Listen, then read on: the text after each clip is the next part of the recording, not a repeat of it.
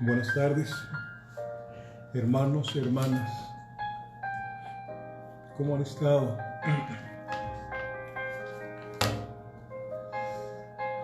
Bien, pues,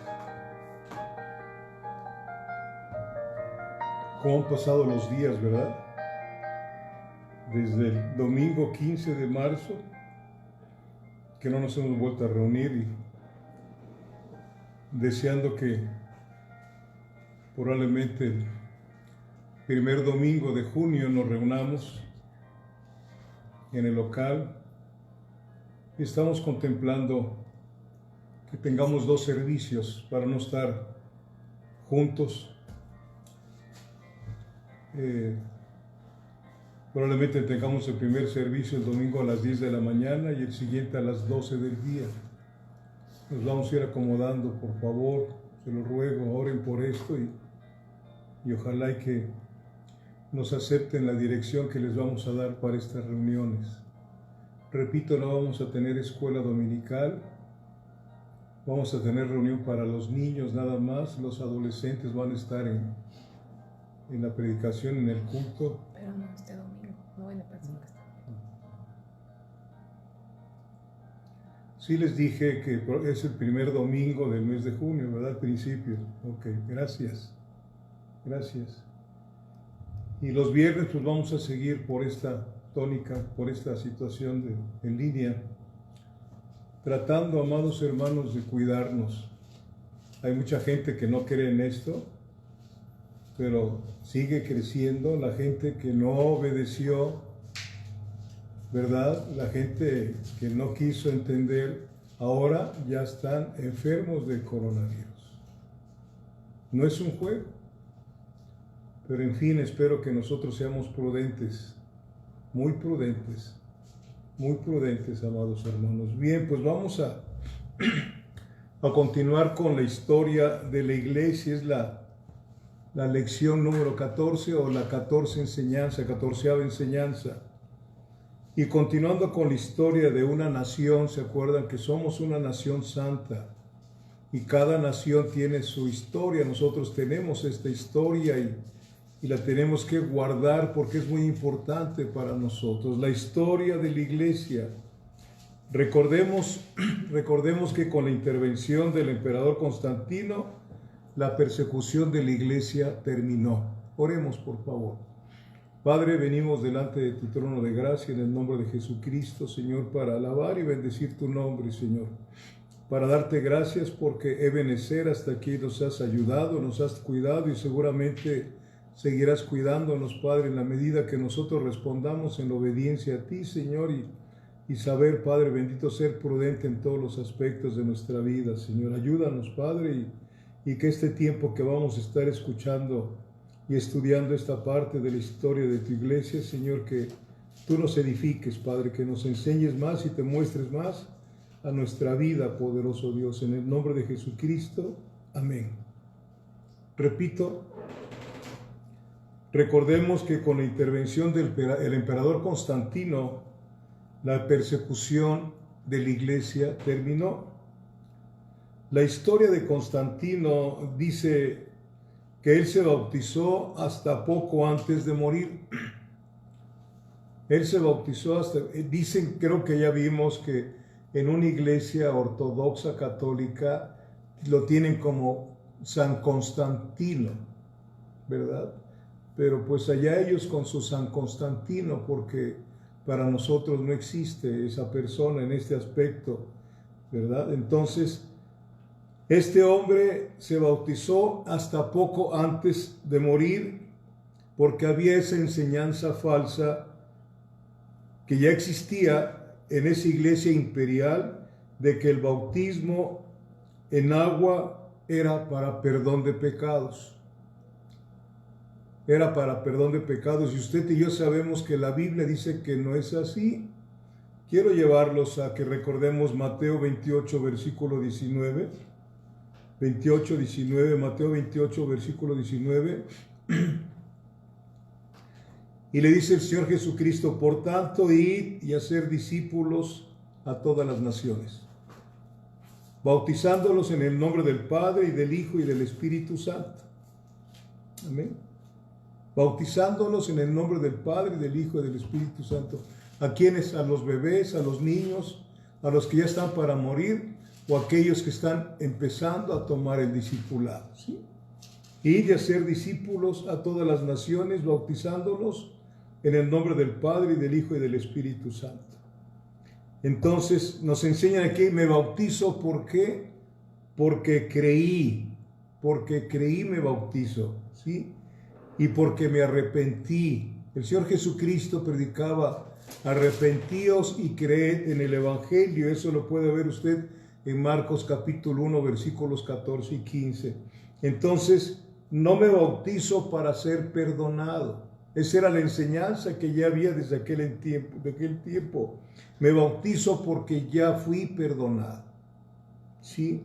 El bautizo en agua no abre la puerta del cielo, ¿sí?, en lo absoluto, sino abre la puerta de la iglesia local. Hechos capítulo 2,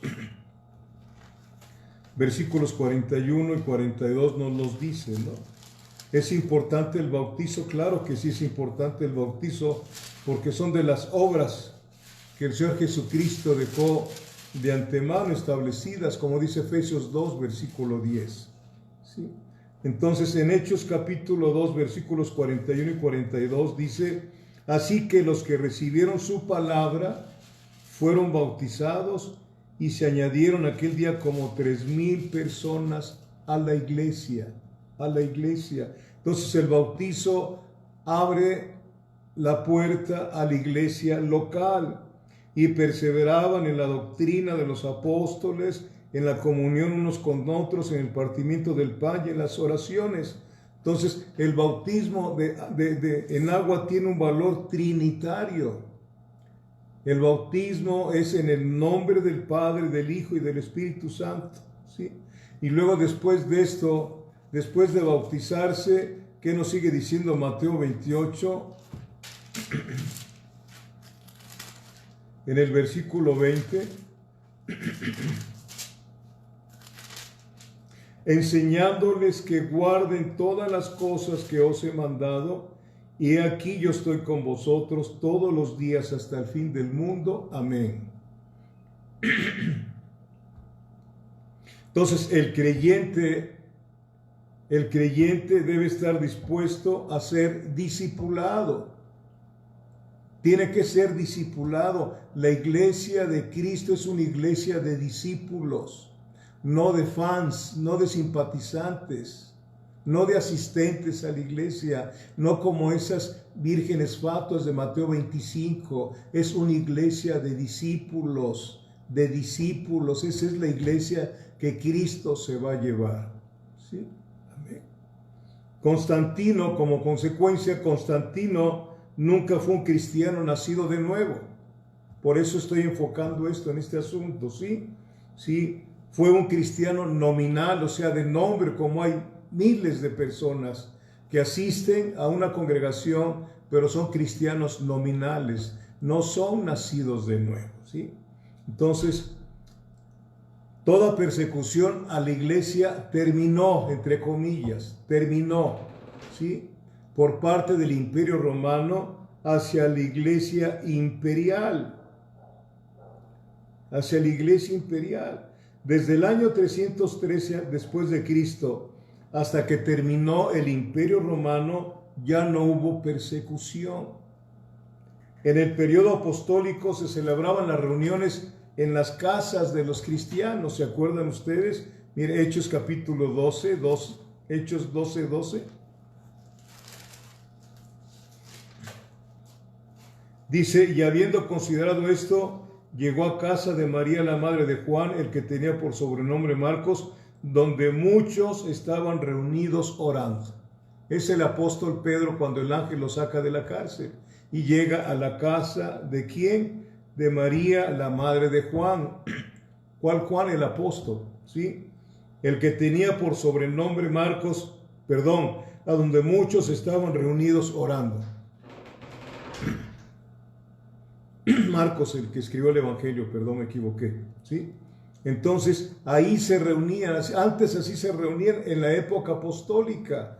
Lo vemos también en Romanos capítulo 16, versículos del 3 al 5.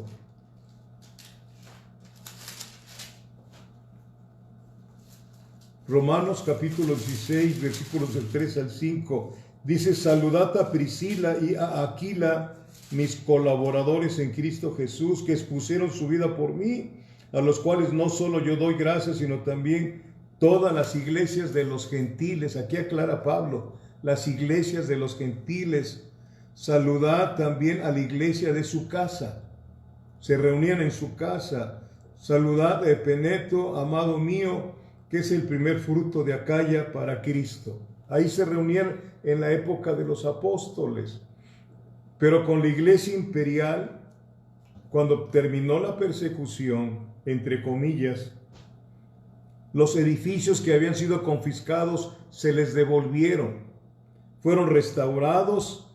Desde ese tiempo, esa iglesia tuvo también libertad de construir templos con un diseño. Ese diseño seguía la forma de la basílica romana. Escúcheme bien. Esos diseños seguían la forma de la basílica romana, ¿sí? O sea, el salón de la corte de Roma, ¿sí? Sus pasillos, sus pilares y al frente una plataforma circular en donde estaban los clérigos atrás y el que estaba ministrando adelante. No sé si se acuerda usted, así están, así se manejan. Atrás ve usted muchas personas con unas vestimentas medias raras y luego adelante uno que está... Así estaba esa iglesia imperial y así sigue, ¿sí? ¿Verdad? Tomaron el diseño de la basílica romana o salón de la corte. ¿Amén? Entonces, 2 generaciones después de Constantino fue cuando empezaron a aparecer las imágenes en las iglesias locales. Pero los cristianos verdaderos se iban separando, se iban abandonando esa iglesia, ¿sí? Iban abandonando esa iglesia imperial. Amén. La palabra pagano, porque se convirtió en una iglesia pagana porque llegaban ahí, ¿no? Significa una persona que adora a dioses falsos, ¿sí?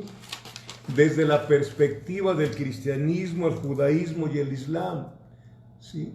Para el islam los paganos son los que adoran dioses falsos, ellos buscan a Mahoma, ¿no? También ellos están mal. Para el judaísmo siguen bajo la ley.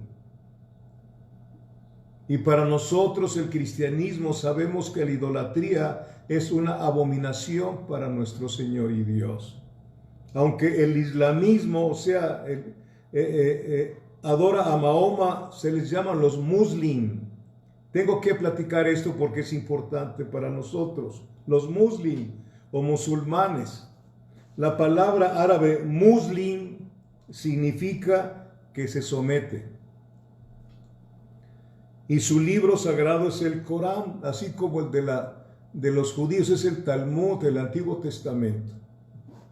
Los musulmanes, escuche bien esta historia, derrotaron al Imperio Romano en el año 1453. Las tropas otomanas ganaron la batalla y dominaron sobre grandes extensiones de Europa. Fueron de los primeros en emplear mosquetes, ¿sí? Mosquetes y arcabuces, unos rifles muy antiguos, ¿sí? Con el famoso cuerpo de militares conocidos como los genízaros. Genízaros. Aquí les llamaban hace mucho tiempo a los policías gendarmes. En aquel tiempo le llamaban los genízaros, ¿sí? ¿Por qué hago estos comentarios, iglesia? Porque sale en ese tiempo, y está en la historia universal, el tiempo de las cruzadas. De las cruzadas. Porque Pedro el ermitaño fue el primero que participó en la primera cruzada que hubo. ¿Cuál era el motivo de esas cruzadas? Según la Iglesia Imperial, recuperar Jerusalén, la Tierra Santa. ¿Sí? Eso fue tremendo. Murieron miles de personas, ¿no? En una situación tan crítica, tan tremenda, ¿sí? Entonces, Pedro el ermitaño en los años 1050 aproximadamente era un clérigo francés católico. Fue quien inició la primera cruzada, repito, para recuperar la Tierra Santa, o sea, Jerusalén, que estaba en las manos de los musulmanes, de los otomanos. ¿Sí? Y esto fue cuando el Papa era Urbano II. Urbano II. Este hombre, Urbano II, hizo un llamado el 27 de noviembre de 1095, un llamado a toda Europa para crear un ejército e ir a rescatar la Tierra Santa de los paganos, según ellos, ¿no? Los musulmanes. Entonces tuvieron un concilio el 27 de noviembre de 1095 llamado el Concilio de Clermont, ¿sí? Y Jerusalén fue tomada 4 años después. Fue una guerra brutal. Imagínense, si a nosotros se nos manda, amados hermanos, a no discutir el Evangelio, sino a presentar una apología con mansedumbre, nuestra guerra no es aquí abajo. Nuestra guerra es espiritual, es en oración, en ayuno y sacando la espada de la palabra para hablar nada más, sin tratar de imponer, porque el que cambia las vidas, el que conquista los corazones es el Espíritu Santo.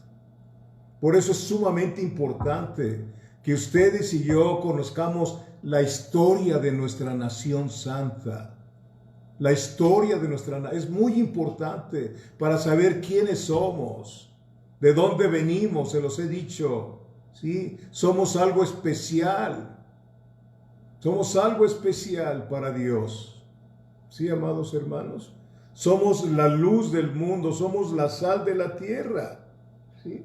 Esta iglesia imperial empezó a tomar la situación de una iglesia, de un movimiento político religioso.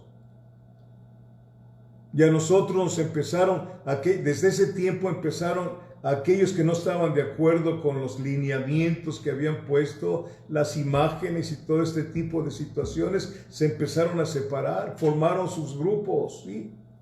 Formaron sus grupos, pero de acuerdo a lo que decía la Biblia, y a esos les llamaron sectas, herejes, ¿verdad? Pero vamos a clarificar más esta cosa para que veamos realmente quiénes son los herejes según la palabra de Dios, no según la historia, según lo que Dios dice. Herejías, destructoras, ¿sí? Ya avisadas por parte del Espíritu Santo en la palabra. Entonces usted y yo no somos ninguna secta, nosotros somos la nación santa, el linaje escogido, el real sacerdocio, llamados ¿para qué? De las tinieblas a su luz admirable, para anunciar las virtudes de Jesucristo, no de una iglesia, sino de aquel que nos llamó para ser santos, ¿sí? Somos algo especial, considérese a sí mismo.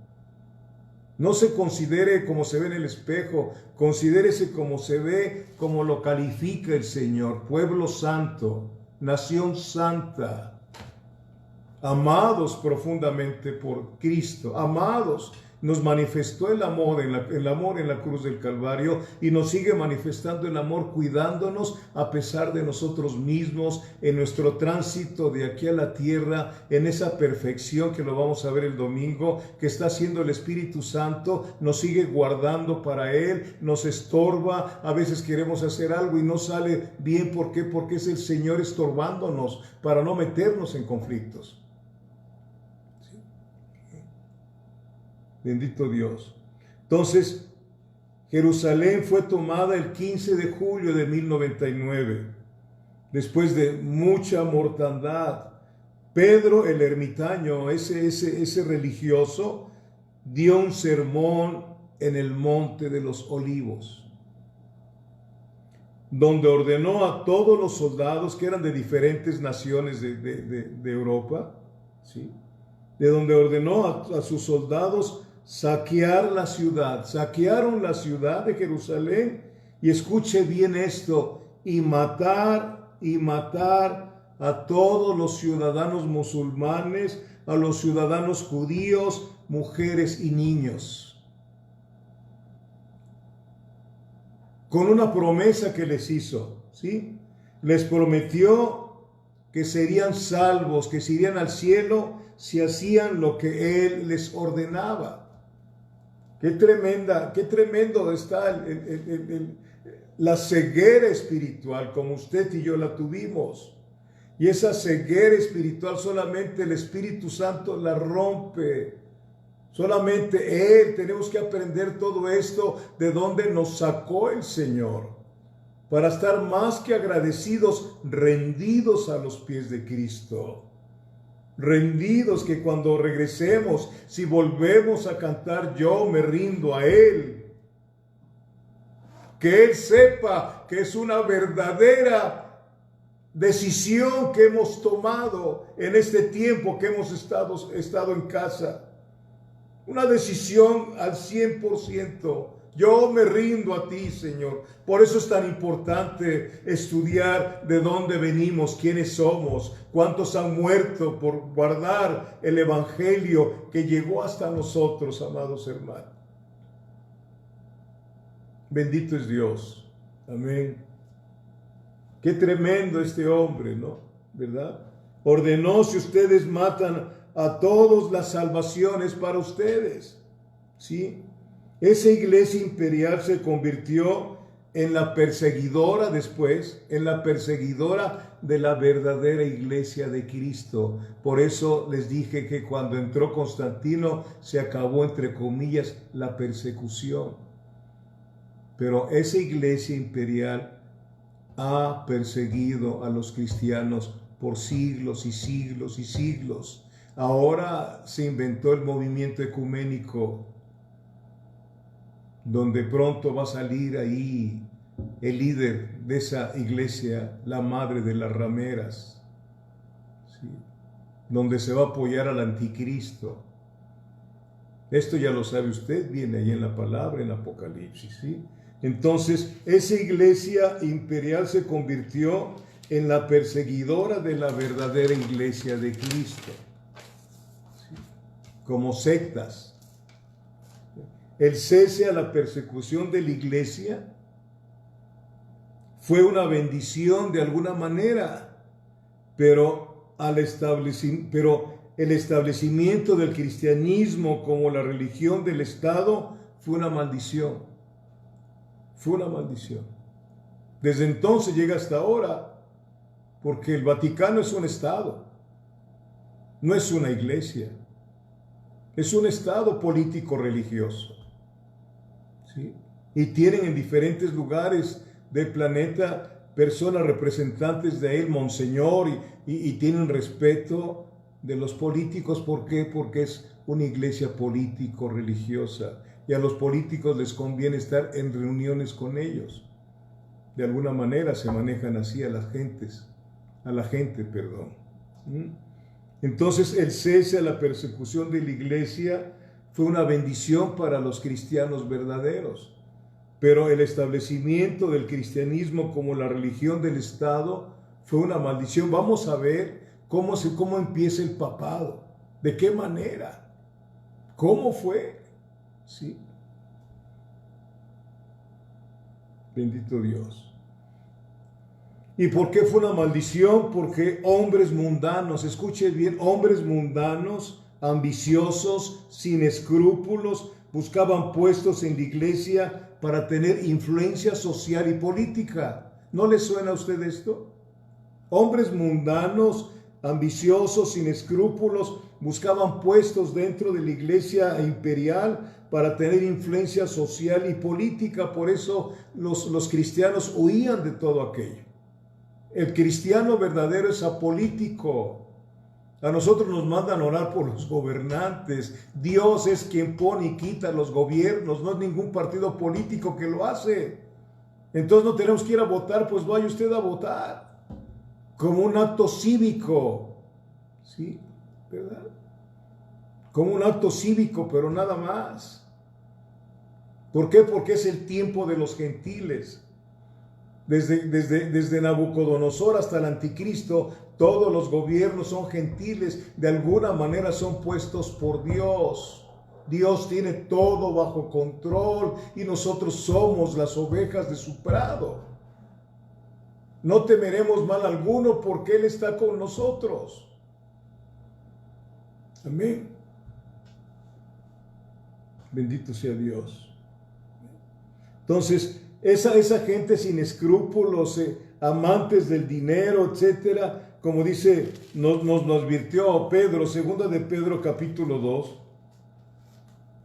y hasta hoy siguen ese tipo de personas, ahora metidos dentro de nosotros, y algunos se dicen pastores. Segunda de Pedro capítulo 2, versículos 1 al 3, dice, pero hubo también falsos profetas entre el pueblo, como habrá, fue en futuro, como habrá entre vosotros falsos maestros que introducirán encubiertamente herejías destructoras y aún negarán al Señor que los rescató, atrayendo sobre sí mismos destrucción repentina. Y muchos, la iglesia del Señor, que somos millones en estos 20 siglos, somos muy pequeños en comparación de los millones y millones que han seguido a esa iglesia imperial. ¿Sí? Y muchos seguirán sus disoluciones, por causa de los cuales el camino de la verdad será blasfemado, y por avaricia harán mercadería de vosotros con palabras fingidas. Sobre los tales ya de largo tiempo la condenación no se tarda y su perdición no se duerme. ¿Qué hacer? Nosotros tenemos que orar por ellos, si quizá Dios los convierte. ¿Sí? Tenemos un arma muy poderosa, que es la oración unida a la fe. No puede haber oración sin fe, no puede haber fe sin oración. Y orar de acuerdo a la santa palabra del Señor. ¿Sí? Los servicios, fíjense, los servicios de esa iglesia imperial de adoración eran muy esplendorosos, muy esplendorosos. las ropas que usaban, etcétera, que usan, ¿sí? Pero ya eran menos espirituales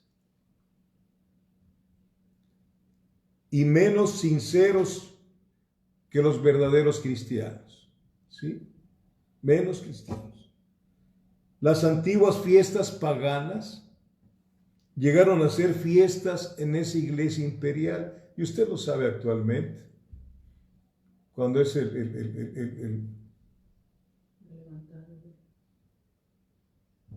las fiestas de los pueblos, ¿sí? De las fiestas de los pueblos, ahí que en el pueblo ahí de San Bailarín, ahí hacen su fiesta para San Goloteo, ¿no?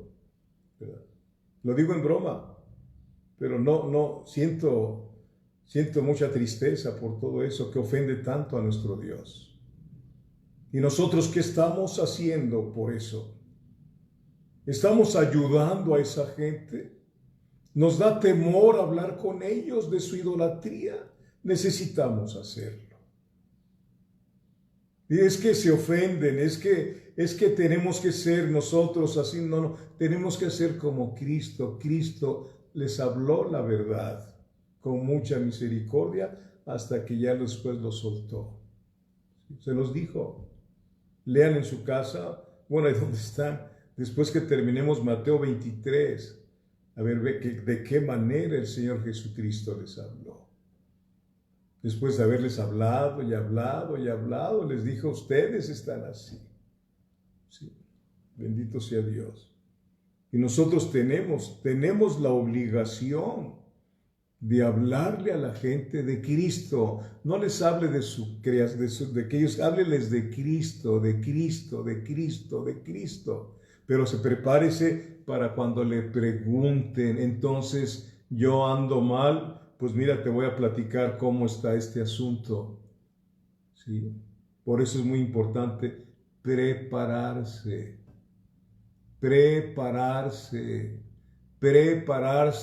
Hay muchos que tienen vida de iglesia, que Dios los salve, pero no son discípulos, no se preparan.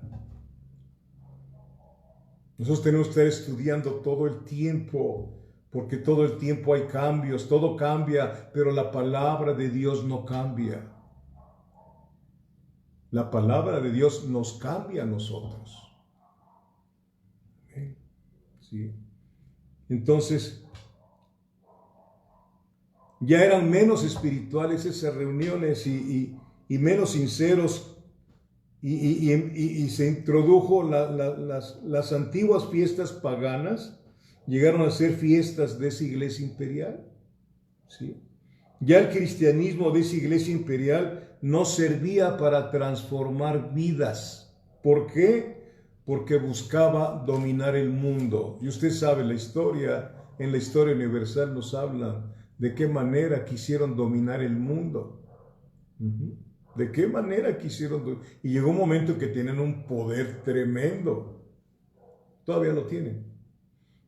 Políticamente, y usan el nombre de Dios, ¿no? Entonces, la cena del Señor que Él dejó establecida, 1 Corintios 11, que a propósito, si Dios quiere, y nos reunimos el primer domingo del mes de junio, vamos a hablar vamos a hacer memoria del Señor, vamos a tomar la Santa Cena. A mí me urge tomarla con ustedes, lo necesitamos mucho. De eso vamos a hablar si Dios nos da vida para ese día, ¿sí? Y en las dos partes, pues yo no puedo tomar dos veces la mesa del Señor, pero en la primera parte sí la voy a tomar, o en la segunda no sé. Dios me ha de dirigir. Pero sí necesitamos volcarnos a Cristo. Volcarnos a Cristo. Volcarnos a Cristo. Ya es tiempo, amada iglesia, de que nos despojemos del viejo hombre y busquemos a nuestro Señor y Salvador. Bendito sea Dios. Entonces la cena del Señor, escuche bien, la cambiaron por un acto religioso. En lugar de hacer memoria del Señor, después le llamaron misa. ¿sí? Misa. Y ellos dicen que que la misa fue instituida por el Señor. Vaya conmigo para que vea qué es la parte de la Biblia que usan.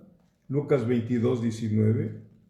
La mala aplicación que mucha gente le da a la Biblia. Sacamos el texto del contexto y luego hacemos una religión. ¿Sí? Lucas 22, versículo 19. Lucas capítulo 22, versículo 19, y ahí dice el Señor, vamos a leer el versículo 18 y 19, dice, porque os digo que no beberé más del fruto de la vid, escuche, no es vino con alcohol, ¿sí? En muchos lugares toman vino con alcohol, el fruto de la vid, ¿sí? El fruto de la vid. Porque os digo que no beberé más del fruto de la vid hasta que el reino de Dios venga. Amén. Hasta el milenio. Y tomó el pan y dio gracias y lo partió y les dio, diciendo, esto es mi cuerpo que vosotros es dado, haced esto en memoria de mí. Lo cambiaron aquel pan, ¿sí? Por una hostia. Después vamos a ver el significado, porque la hostia es tipo del dios Sol, que lo meten en algo que dicen que es el Santísimo, una cosa de metal con muchos que disque rayos, ahí lo meten. Fíjense hasta dónde vamos y de dónde nos libró el Señor, de dónde nos sacó el Señor, ¿sí? Y convirtieron la mesa del Señor, la cena del Señor, en lo que ahora llaman misa. Y ellos dicen que la instituyó el Señor Jesucristo con estos pasajes que son los que usan, y no es cierto. ¿Sí? No es cierto. ¿Sí? ¿Verdad? Dicen, fíjense, dicen que en la misma misa se hace presente el mismo sacrificio del Calvario. Escuche bien esto. Esa es la misa, que se hace el mismo sacrificio del Calvario, y el cura que la celebra es representante de Cristo, representa a Cristo, y él consagra el pan, o sea, la hostia y el vino, y pronuncia una palabra, una fórmula, pronuncia que es epiclesis. Al estar haciendo las cosas que hace con las manos y no sé qué, pronuncia esa palabra que es epiclesis, que significa en ese momento es que causa la transustanciación, y esa hostia y ese vino vienen a ser la sangre de Cristo. Hágame favor, no me río, yo fui acólito y yo estaba en esas situaciones antes. Y ahora le doy gracias a Dios. Le doy gracias a Dios por haberme abierto el entendimiento. Pero no para juzgarlos, pero sí decirles la verdad. Decirles la verdad, y aún con lágrimas. Son almas. Quiero decirles que cuando el Señor me convirtió, yo hablé con el obispo, que era mi amigo allá en el Estado de México. Y le dije estas cosas. ¿Por qué tienen engañados ustedes a toda esta gente? ¿Está usted mal, licenciado? No estoy mal. Estoy hablándoles de la Biblia. Ya después anduvo diciendo que me había yo vuelto loco. Pues sí, me volví loco por Cristo. ¿Verdad? Esa es la verdad. Tenemos la verdad con nosotros, amados míos. ¿Qué estamos haciendo con esa enorme verdad que es nuestro Cristo? Que Él vino a salvar a los pecadores. Como decía Pablo, de los cuales yo soy el primero, es que todavía no había yo nacido. ¿Sí? Tenemos algo en nuestras manos, en nuestro corazón tan importante. Tenemos algo mejor que esa vacuna que andan buscando para esta pandemia. Tenemos algo mejor que salva del infierno, de una condenación eterna a una salvación eterna. Amén. ¿Y qué estamos haciendo con eso? Cuidado. ¿Se acuerdan de la parábola del talento? El que dieron 5 ganó el doble y el otro el doble, y uno de ellos lo escondió el talento. ¿Y qué problema tuvo con el Señor cuando vino el Señor? No podemos esconder esto. No podemos esconderlo. Somos la luz, y esa luz no se prende y se pone debajo del almud, sino se pone para que la gente vea que somos la luz del mundo. No la secta que anda por ahí, que tiene su sede en Guadalajara, sino somos la sal y la luz. Aleluya. Ojalá y que yo pudiera tener esa unción para que el Espíritu Santo usara mis palabras y entraran esas palabras hasta lo más profundo de tu espíritu y vieras quién eres en Cristo Jesús. ¿Quién eres? Y qué responsabilidad tan grande tenemos para que cuando estemos con Él eternamente vamos a gobernar con Él, vamos a reinar con Él. Y no estamos solos, es el Espíritu Santo que vino a ser morada en nosotros. Les quiero recordar y les repito, ha habido mucha sangre derramada para que sigamos nosotros con esa pasividad, no paciencia. Hay una pasividad tremenda en la iglesia que hemos tenido que meterle muchísimas cosas, luces y humo, etcétera, para hacer atractivas las reuniones. Ya no es el Espíritu Santo, ya no es la palabra, ahora son otras cosas, el pragmatismo que existe. Si te sirve, pues hazlo. No es así. No es así. Cuando nos reunimos en el nombre del Señor, Él está ahí con nosotros. Donde 2 o 3 se reúnen en mi nombre, ahí estoy yo, dice el Señor. Y necesitamos que no nada más esté, sino que se manifieste. Así como estaba Pablo y Silas en la cárcel.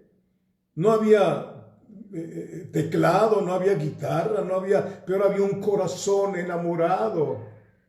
Y estaban agradecidos por padecer por Cristo. Y empezaron a adorar. Pablo, Silas, adoramos, sí, cómo no. Y empezaron a adorar al Señor. Y qué tremendo fue que se movieron los cimientos de la cárcel. Y las puertas se abrieron, las cadenas cayeron. Cuando hay una adoración así, caen los demonios. Toda situación se cae de nuestro corazón, de nuestra mente, y salimos a la libertad gloriosa. Donde está el Espíritu de Dios hay libertad. Eso es lo que somos, según la palabra de Dios. Y Juan 4 dice que el Señor anda buscando adoradores en espíritu y en verdad, porque es necesario que le adoren. Dios no necesita que lo adoren, nosotros necesitamos adorarlo. Hay bendición cuando lo adoramos al Señor. Bendito sea Dios, ¿sí? Esto es una herejía brutal lo que estamos viendo en esa iglesia. A veces no queremos tocar ese punto porque va a haber problemas. Desde que llegamos a Cristo estamos en problemas en el mundo espiritual, ¿sí? Somos perseguidos. ¿Se acuerdan que cuando el Señor sacó de Egipto a su pueblo, sí, el faraón les dijo, ya váyanse, pero después se arrepintió y empezó a perseguirlos?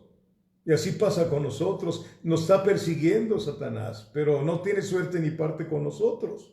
Tenemos que resistir al Señor en la fe, a Satanás en la resistid, y el diablo huirá de vosotros. Dios mío. Aleluya. Epiclesis repite ahí cuando está. Y entonces esa palabra hace que la hostia y el vino se conviertan en el cuerpo de Cristo y la sangre de Cristo. No se les olvide la palabra epiclesis. También es un término griego que en la antigua Grecia se usaba para invocar a alguno de sus dioses.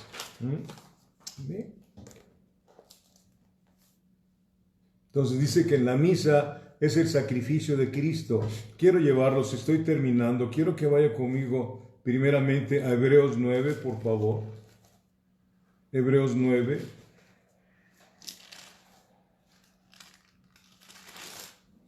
Bendito sea Dios.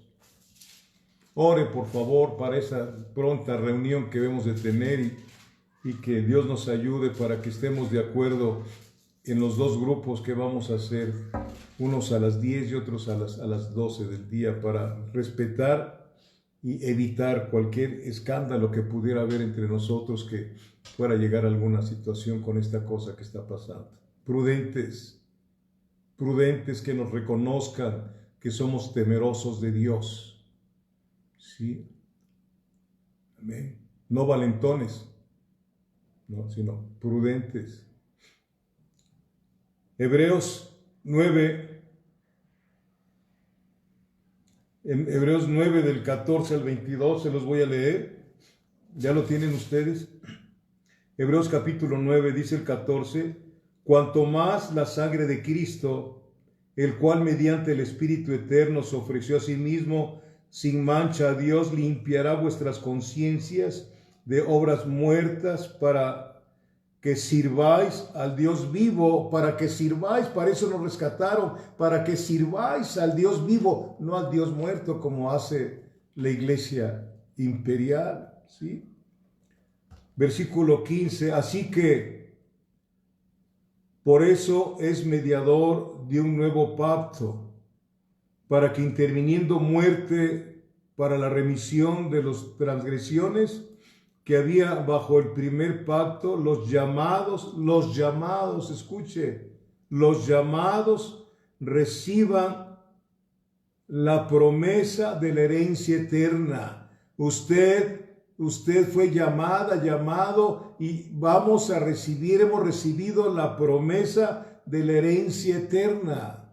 Ya la tenemos. Somos coherederos de Dios juntamente con Cristo. Sí, amados hermanos. Versículo 16. Porque donde hay testamento es necesario que intervenga muerte del testador. Porque el testamento con la muerte se confirma, pues no es válido entre tanto que el testador vive. Cristo murió y nos entregaron el testamento a nosotros, la vida eterna. ¿Sí? Amén.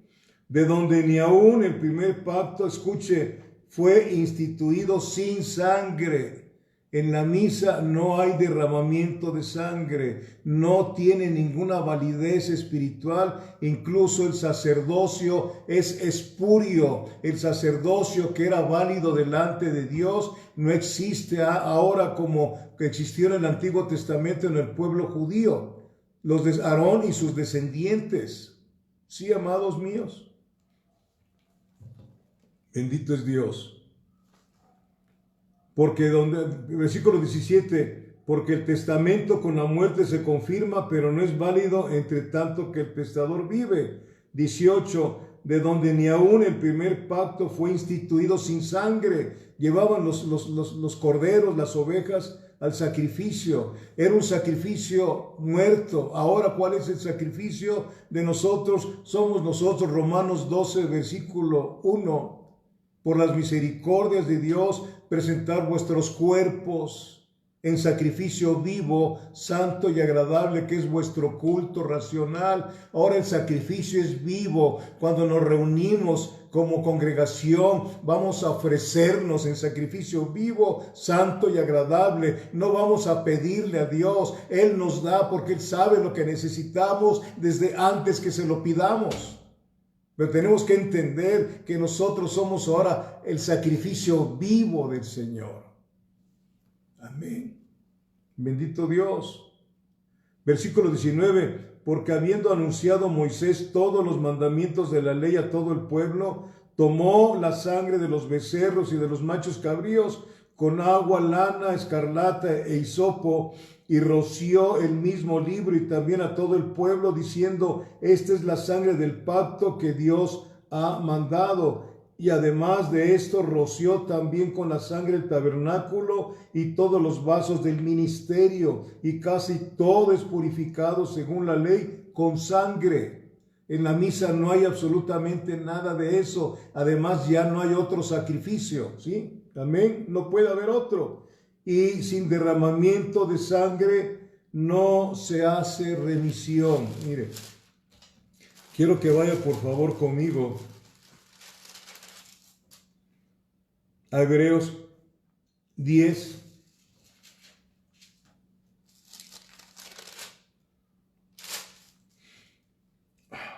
Versículo 11. Hebreos 10, versículo 11. Fíjese lo que dice. Y ciertamente todo sacerdote está día tras día ministrando y ofreciendo muchas veces los mismos sacrificios que nunca pueden quitar pecados. ¿Qué piensa?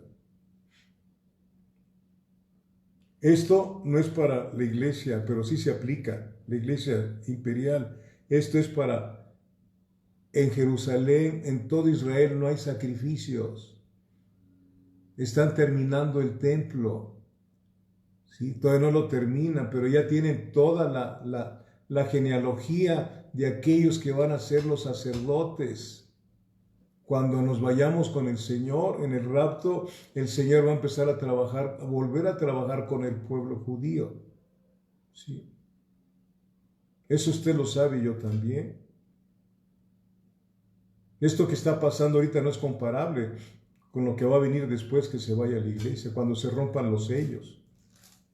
Demos gracias a Dios que el Señor en Cristo Jesús nos libró de la ira venidera. De la ira venidera fuimos librados. Ahora estamos en tiempo de sufrimiento, de persecución y otras tantas cosas que nos acontecen.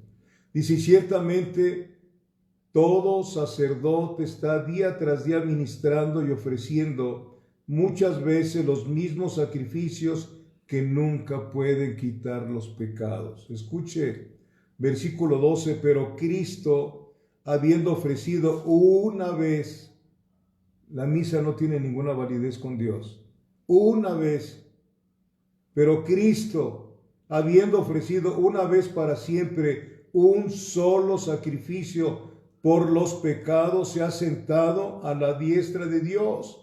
De ahí en adelante, esperando hasta que sus enemigos sean puestos por estrado de sus pies, porque con una sola ofrenda hizo perfectos para siempre a los santificados. Quiero decirle algo. Usted es hija y es hijo de Dios y yo también en fe. Dios ya nos ve perfectos, pero estamos caminando hacia la perfección. No entendemos la palabra perfectos en un mundo imperfecto totalmente. ¿Sí? No es perfeccionismo. El perfeccionismo es pecado porque exiges. Hice bien, ¿verdad? Así es. ¿Verdad? Exige muchas cosas. Queremos que la gente sea perfecta. No se puede. No se puede. Cometemos errores, pero no cometemos horrores. Esa es la diferencia.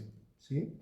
Con una sola ofrenda, porque con una sola ofrenda hizo perfectos para siempre a los santificados, a usted y a mí. El Padre ya nos ve perfectos. ¡Ay, Dios! No lo creo. Pues no lo crea.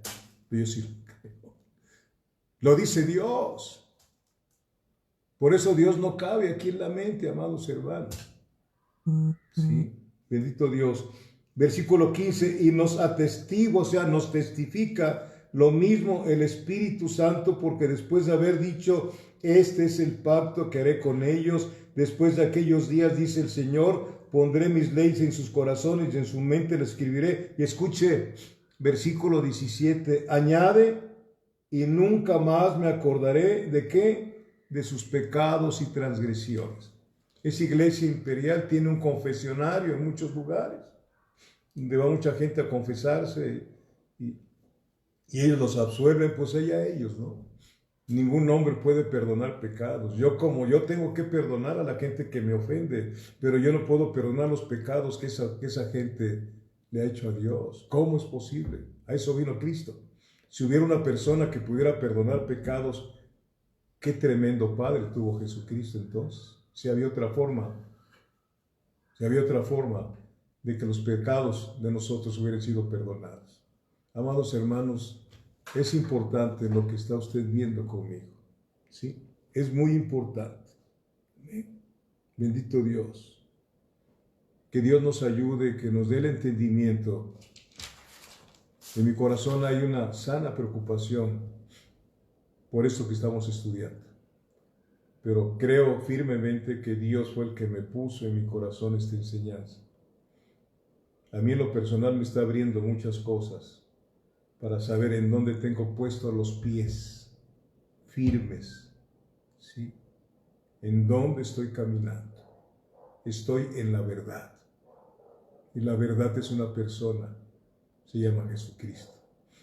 Nosotros somos la iglesia de Cristo.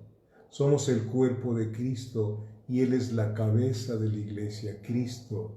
Y sus pensamientos están aquí para con nosotros. Esa iglesia tiene como cabeza a un hombre y tienes otras personas también que están como cabezas. Tiene muchas cabezas en muchos lugares del mundo. Nosotros tenemos una sola cabeza. Los demás somos siervos nada más. Somos siervos de Dios. Somos siervos. La autoridad es Cristo y su palabra.